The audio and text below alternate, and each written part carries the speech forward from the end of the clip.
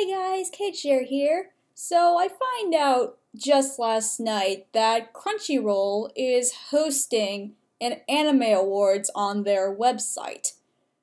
I don't think I've ever seen this before, and I've been looking at Crunchyroll for years. Maybe I might have missed something, or maybe this is their first year doing it, but I got pretty hyped when I found out there was an anime awards, so I decided to go check it out. And if you want to too, I'll post the link to the voting site in the description.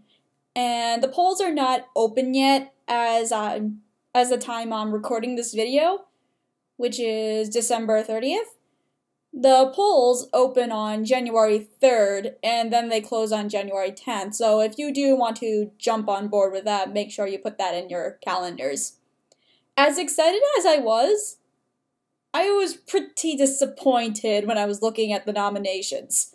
Because they give you a preview of what the nominations are like, so you can get to watch the shows if you haven't seen them yet in order to make a clear and non-biased vote. But I think the nominations are pretty biased in their own right, because there are 14 categories on this website. Anime of the Year, Hero of the Year, Villain of the Year, Best Boy, Best Girl, Best Fight Scene, Best Animation, Most Heartwarming, Drama of the Year, Best Couple, Best Comedy, Best Action, Best Opening Song, and Best Ending Song. After looking at all those categories, I noticed that there was a very distinct pattern. Well, at least with the majority of the ones I looked at. I either saw Kabanari of the Iron Fortress on the list, Mob Psycho 100 on the list, Erased, Showa Genroku Rakugo Shinju. I am sorry to any person who speaks Japanese that I just butchered the name of that show. And of course, Yuri on Ice. Now, don't get me wrong, I've heard, the most of those shows are actually pretty good. But if they get to conquer, the majority of the categories for an awards show, I think there's a problem.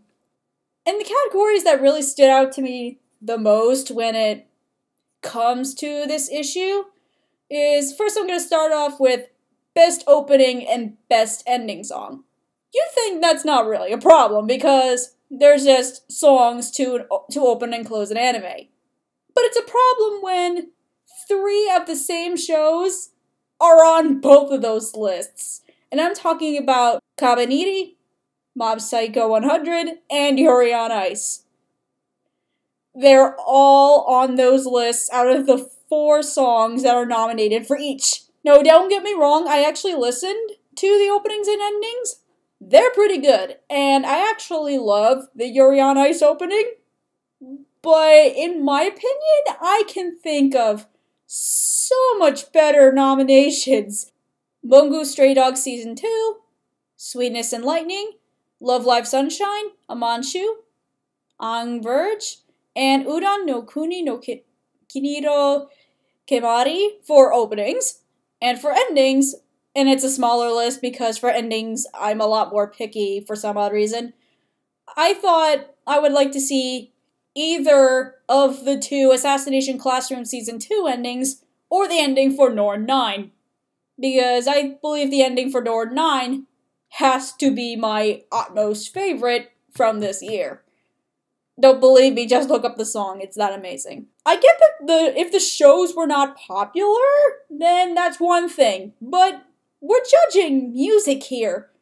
The popularity of an anime kind of doesn't matter. I think it's more the popularity of the song. I mean, for Yuri on Ice, I understand. Everyone's obsessing over the opening for Yuri on Ice. And the other openings and endings are pretty good, but do people really listen to them that often? I guess it's just a mind of opinion, I guess. Oh, God. And when I looked up Best Couple, it really pissed me off. Because I looked at the other couples, and you know how you see 2 people, in a picture, you probably think, would they actually get together or not? That was my reaction to this list, and of course, when I looked at the last option, who in the world do you think is going to win? Out of all the couples on the list, who do you think is going to win based on everything that's been going around the internet?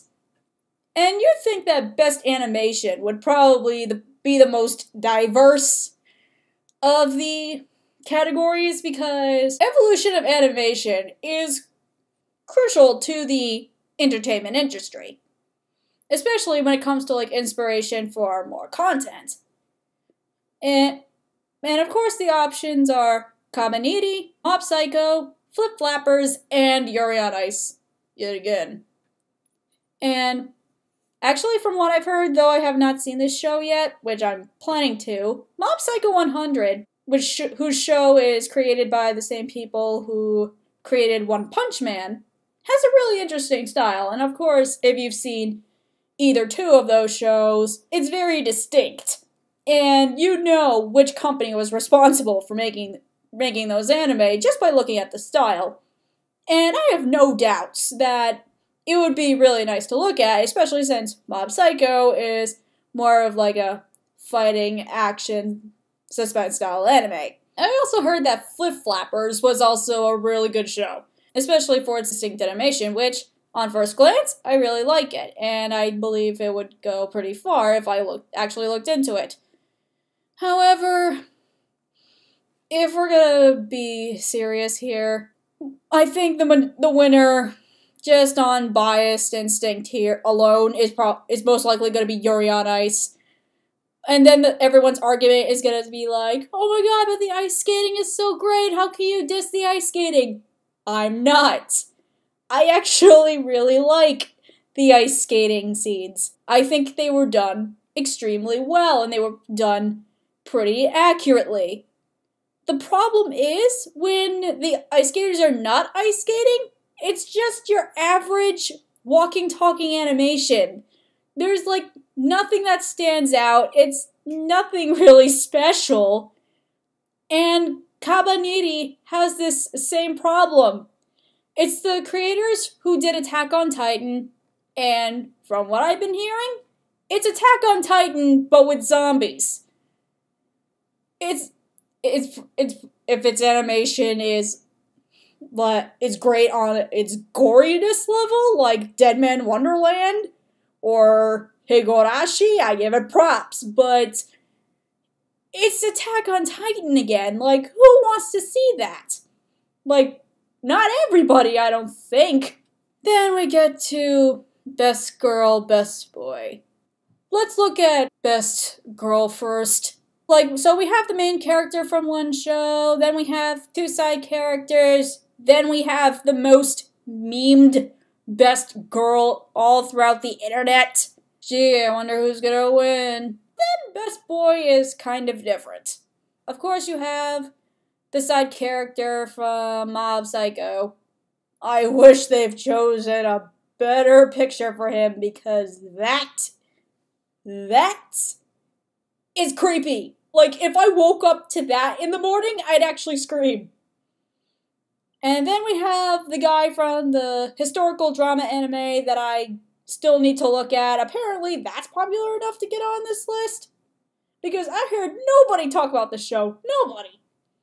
But then, of course, the two that I think are going to go in an all-out war by the time the polls open is Deku from My Hero Academia and Yuri from Yuri on Ice. Now, why I think there's going to be an all-out war is because My Hero Academia and Yuri on Ice are two completely different genres. And, of course, their best boys are almost two entirely different people. Deku is your shy, little nerdy kid who's the least percent born without a quirk, which is, the society's, version of a superpower. And then you have Yuri, whose dream was to meet his ice skating role model, but then fully decides to go into the ice skating competitional Like, I don't know what it's officially called. It's not like the NFL or the National Hockey League or anything, but it's like ice skating's own version. As far as, like, accuracy might be concerned, it was probably the Anime of the Year list. So, as listed, we have Erased, and we have Joker Game, which I've heard about this anime, but I have not seen this often on this list, which surprised me why they would put it on Anime of the Year. Cabaneri of the Iron Fortress again, Mob Psycho 100 again, My Hero Academia, which I expected, ReZero, Showa Genroku again, and of course you have Yuri on Ice. Because closing the year off with Shonen Ai, you know. I think depending on what type of anime people like, and trust me, there's like a billion of you guys out there, this is going to be like an all-out war. But I think this category is a little unbalanced.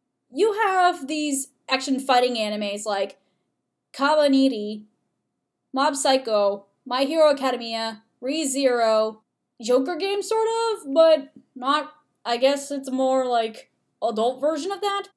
You have the psychological anime, which is Erased. Then you have the drama, which is Showa Genroku. And then you have the sports anime, which is Yuri on Ice. Of course, a lot of people are probably going to be battling, like, which action anime is better. But what about the people who are not interested in the action anime? Of course, they're going to drive to somewhere else. In my opinion, I think you could have chosen, like, which action anime is the best, because where's the romance anime stuff? Where's the comedy anime stuff? Hell, I expected Sakamoto to be on this list because people's been saying, oh my god, Sakamoto's like the funniest anime I've ever seen in my life. And that's because it's in best comedy category along with Konosuba and Keijo. The rest of the categories are not so bad.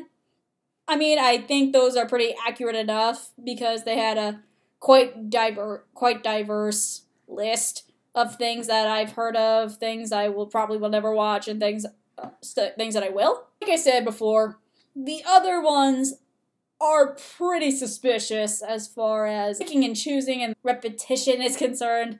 I can't English. I have the central message from the Anime Awards website, and it says as follows. Welcome to the Anime Awards. This inaugural event is for you, the passionate anime community, to choose your anime favorites among 14 categories, determined by independent panel of industry experts. Industry experts. So your expertise is just choosing anime that's been trending on social media for the past year. I mean, look, likability of an anime has to be the most important thing. If people really hate something, of course it should not deserve to be anywhere near an award status.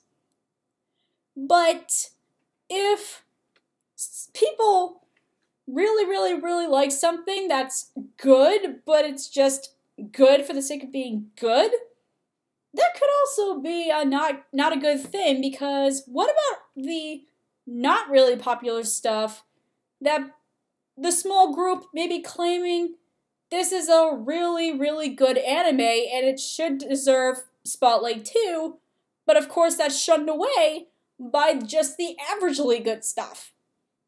It's like choosing nominations for the Oscars or the Golden Globes, MTV Awards, the Billboard Awards, the Grammys, etc.